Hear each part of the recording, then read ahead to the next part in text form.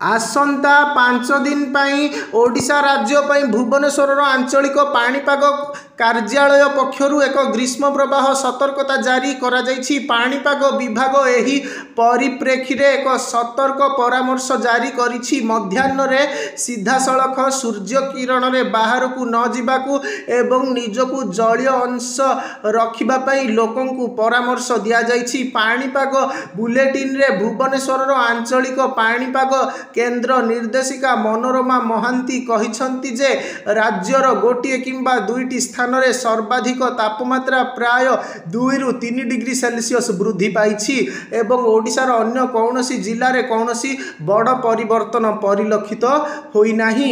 उत्तर आभ्यंतरीण ओडिशार किछि स्थान रे सर्वाधिक तापमात्रा प्राय 5 रु 6 डिग्री सेल्सियस वृद्धि पाइछि। आभ्यंतरीण ओडिशार अनेक स्थान रे साधारण तापमात्रा प्राय 3 रु 5 डिग्री सेल्सियस अधिक रहिछि। उपकूल ओडिशार किछि स्थान रे स्वाभाविक तापमात्रा प्राय 2 रु 3 डिग्री सेल्सियस अधिक रहिबार पूर्वानुमान करा जाइछि। एहा व्यतीत दक्षिण उपकूल ओडिशार जिल्ला गुडिकर किछि स्थान रे आभ्यंतरीण ओडिशार जिल्ला गुडिकर गोटे किंबा दुईटी स्थान रे सर्वनिम्न तापमात्रा प्राय 2 रु 4 डिग्री सेल्सियस वृद्धि पाइछि एवं ओडिशार अन्य कौनसी जिल्ला रे कौनसी बड़ परिवर्तन होई नाही। आभ्यंतरीण ओडिशार गोटे किंबा दुईटी स्थान रे सर्वनिम्न तापमात्रा स्वाभाविक ठारू प्राय 5 रु 6 डिग्री सेल्सियस अधिक रहिछि। ओडिशार गोटे किंबा दुईटी स्थान रे तापमात्रा स्वाभाविक ठारू प्राय 3 रु 4 डिग्री सेल्सियस अधिक थिला। उपकूल ओडिशार अधिकांश स्थान रे स्वाभाविक ठारू प्राय 2 रु 3 डिग्री सेल्सियस अधिक थिला। आभ्यंतरीण ओडिशार किछि स्थान रे स्वाभाविक ठारू प्राय 2 डिग्री सेल्सियस कम थिला।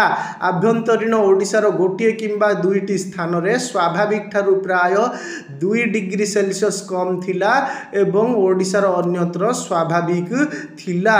आंचलिक पाणीपाग विभाग पक्षरु सतर्क सूचना जारी। दीर्घ समय धरी गरम रे रहिबाकू एडांतु।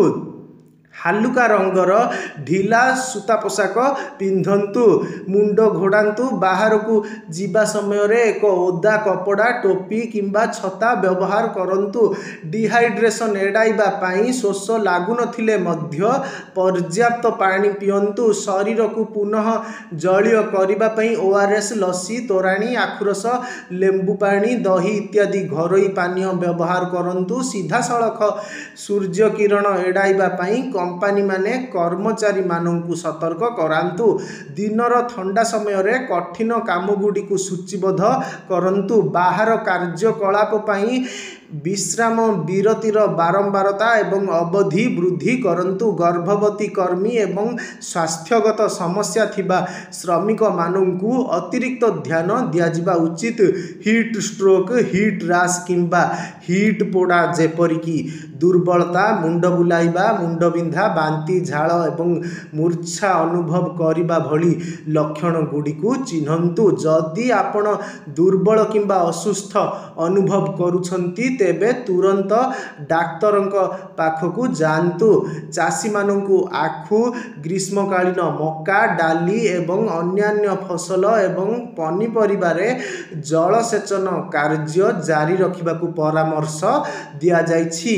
शरीर को डिहाइड्रेट करुथिबा मद्यपान चा कॉफी एवं कार्बोनेटेड मृत्यु पानीय परिहार करंतु। अधिक प्रोटीन खाद्य परिहार करंतु। बासी खाद्य खांतु नाही। पशु माननकु ठंडा एवं छाई स्थान रे रखंतु एवं सेमानंक पई पानीय जलर व्यवस्था करंतु।